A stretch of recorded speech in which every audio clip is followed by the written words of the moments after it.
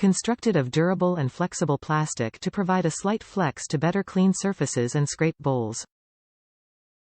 Has both a flat end and a rounded end, so it can be used in bowls and on countertops. Can be used to cut dough and scrape up messes. Top rack dishwasher safe for easy cleaning. Great gift for home bakers. The Chef Craft dough scraper is made of durable plastic which provides for a little flex so it can be used to scrape multiple surfaces. It has a thin edge which makes it great for not only scraping, but also can be used to cut dough. The Chef Craft dough scraper is a great addition to any home baker's arsenal of baking tools.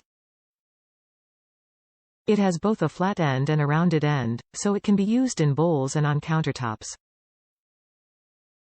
Top rack dishwasher safe for easy cleaning. Top reviews from the United States.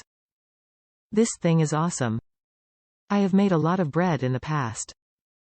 I watched a video where someone used this tool and was impressed. I use it to stir, scoop under the dough to incorporate the flour, and divide and cut the dough.